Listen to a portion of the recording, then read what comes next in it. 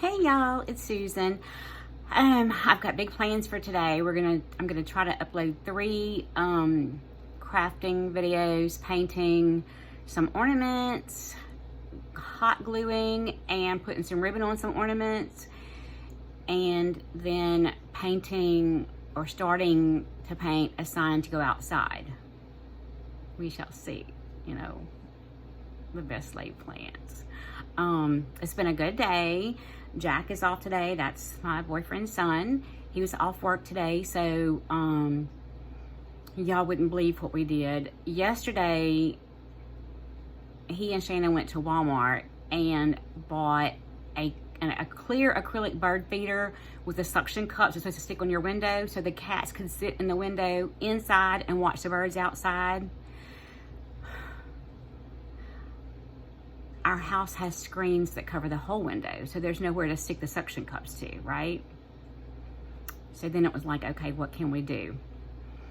Well, there are things I've seen at Dollar Tree that I know I could put together, like use a metal shepherd's hook with a little hook on it, get a metal shepherd's hook, and then that set of shelves where it's just a board, it's like a board about that big with a rope and a ring at the top. I was like, okay, that would be perfect, and I can use E6000 and glue the bird feeder onto the board, and we can hang them on a shepherd's hook, right?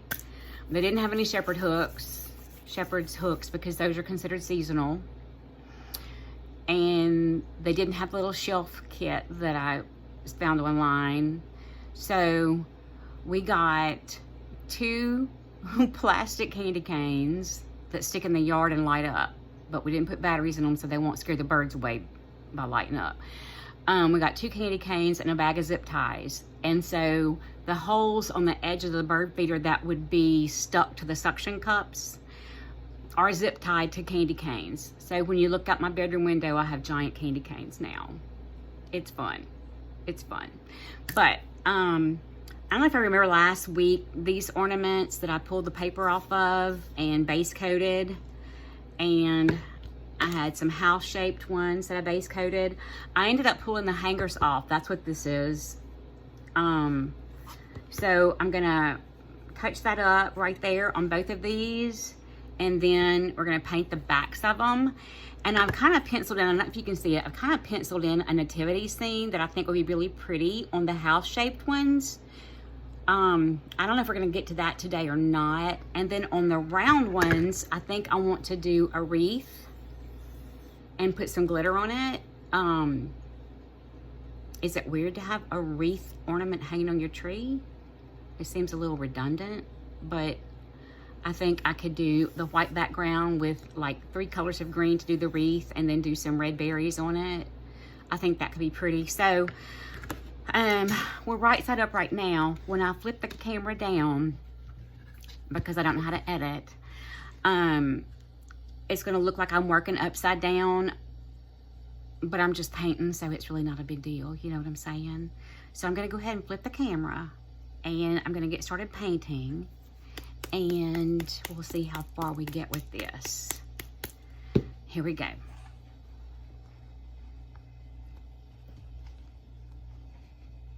Let me see if we're in camera. Okay, y'all.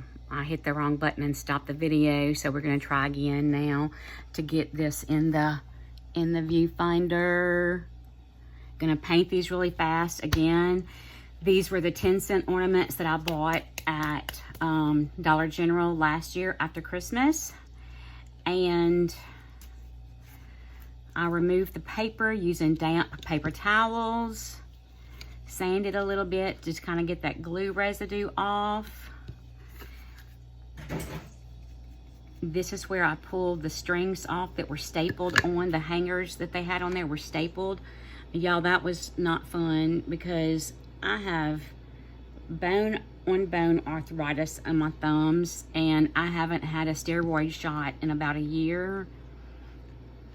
They do help, I'm not gonna lie, it does help, but it hurts so bad. Recovering after that shot is so painful to me. It may not seem that way to everybody, so I really struggle with whether or not it's worth it, because it hurts so bad. It really is it hurts me so bad. Okay, that's not real pretty, but we're gonna put our, we're gonna put a hanger on there so you won't see that. We're gonna go ahead and coat the backs of these round ones. And y'all, like I said, I'm using that apple barrel paint from Walmart. I think you can catch it on sale sometimes for like 88 cents a bottle.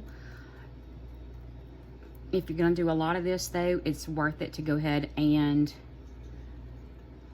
buy a big bottle of it, or even if you're not so worried about it being water, you know, washable cleanup, house paint, like a what is that, a quart of house paint would last a good long time.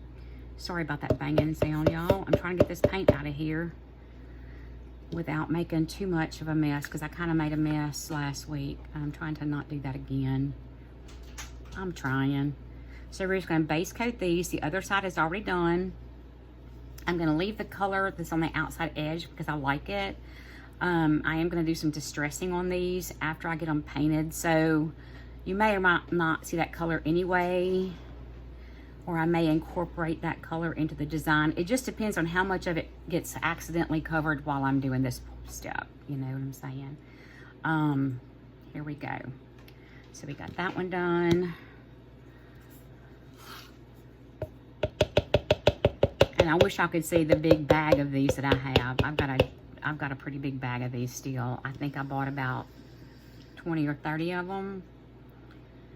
But I mean, they were only 10 cents. So that's why I love after Christmas shopping. I like to catch those good sales. You can talk about Black Friday all you want to. The day after Christmas is the day to shop, especially if you're looking for Christmas decorations. Christmas trees, y'all, Christmas trees are like 80% off the day after Christmas. And you know, does it matter if you get it the day after Christmas? Do you care next year when you put your tree up if you bought it the day after Christmas? I don't think so. And what I will tell you though is to take it home, and take it home and make sure all the parts are there. And if it's pre-lit, plug it in to make sure your lights are working, so that if something is wrong with it, you can go ahead and exchange it or return it or whatever. Because if you wait that year, you wait till next year, put it up, and then find out your lights are all burned or that you're missing parts of it, you may not be able to remedy that with a return or exchange, if that makes any sense. So definitely put it, golly, definitely, if you buy one the day after Christmas, it sounds crazy. You want to just keep it in a box and put it away, but don't do that, because you want to make sure everything is in there that should be there. Okay. Bang, bang, bang, bang, bang, bang. We're bang, bang, bang, bang, banging. Getting this done. And I penciled one nativity on the house shape ornament. And the only painting I did on that one, my back's done on these yet? Oh, the back's not done yet. I do want to do the backs before I do the design on the front. And I think what I'll do on the back side is maybe just paint the year. Okay. Or just paint Merry Christmas or something like that. I don't know. I don't care for my lettering. So we'll see what I do with that, because I really don't know. I haven't decided yet. Okay, here we go. Okay, we can talk about the house shape in a little bit while these dry. So I think I want to do this nativity. I don't know if you can see it. It's penciled, so it's kind of light. And so I really think I could just use a brown around here, a black inside this around them, or a tan color. And then do Mary and Joseph both in blue. Do brown for this and the legs. Do like a tan color for the ground in the barn. And just do a gold halo and a gold star.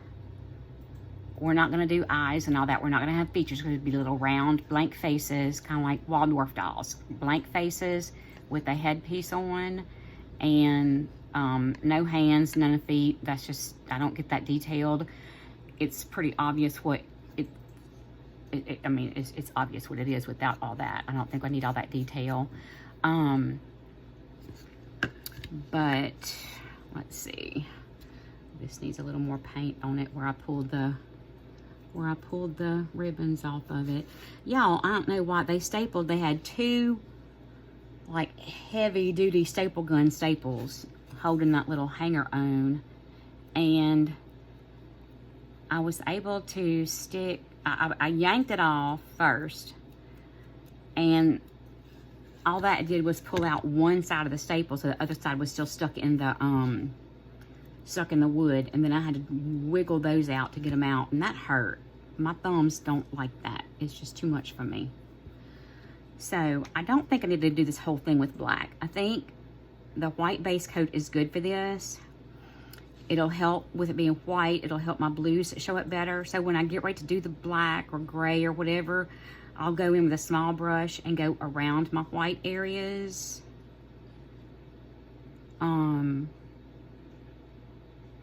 Or I may just use a dark brown and then a lighter brown and then kind of a lighter golden brown, like hay color for the bottom.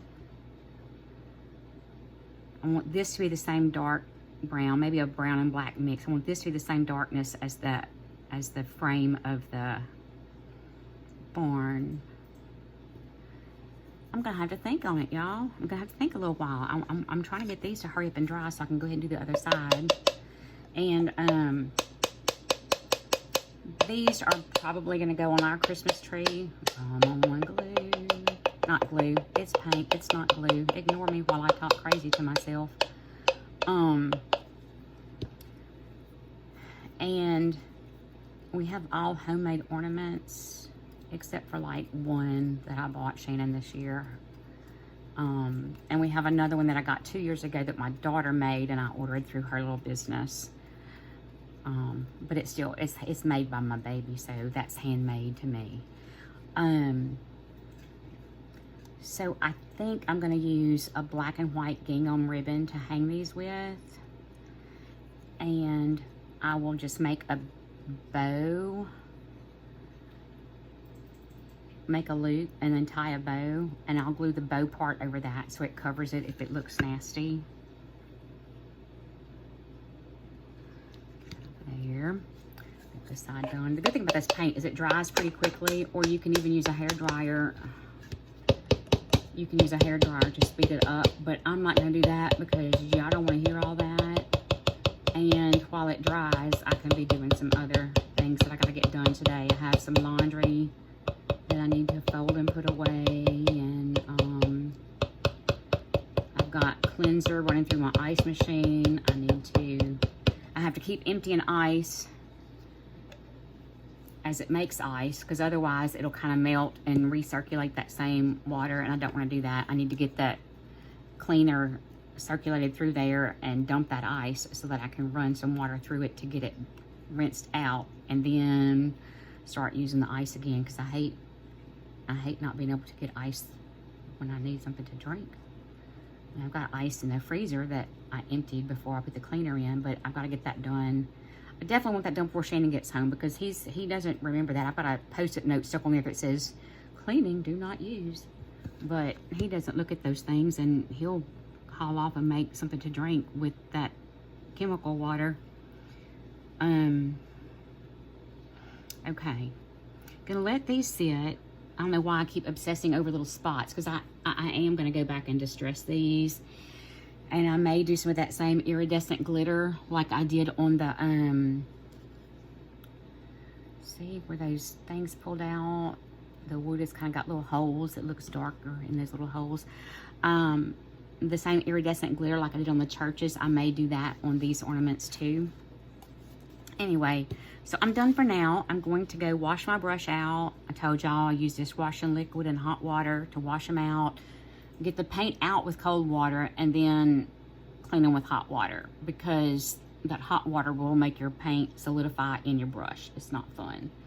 I use Palmolive or Dawn It's not a big deal.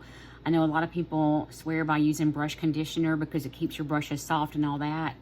I don't buy expensive artist brushes anyway. I probably paid $4 or $5 for a bag of brushes at Walmart. This one is supposed to be a flat brush. Looks like 3/4 inch flat brush. All I know is I dip one in the paint and make a line with it and see if it stays together or if it feathers out, like some of them get funky and look like the kind you use in kindergarten. And so instead of having one stroke, you get like 18 little lines. And there's a use for that. I'll show y'all when I do the wreath. There is a use for that. But I use them as long as I can. Then when they start getting frayed at the end, I'll give them a haircut. I am not ashamed to cut my paintbrush off, or even I've got shorter ones that I use to do like a scrub, like if I'm doing grass or something. You can get a lot of texture with it. And it's stiff, but hey, you just use it. Just keep on using it. Anyway, I'm gonna get off of here and I'm going to try to do part 2 and connect these together. I don't know if I can or not, but we're gonna try it again. If not, it'll be a part 2 video labeled part 2. I'm gonna work real hard to edit today though, because I'm trying, y'all. Anyway, that's it. And like I said, I'm going to come back after this gets dry and have my colors and start penciling out and maybe painting a little bit of the wreath and, ooh, that's way close, huh? The wreath and the nativity scene. Y'all have a good afternoon. Bye.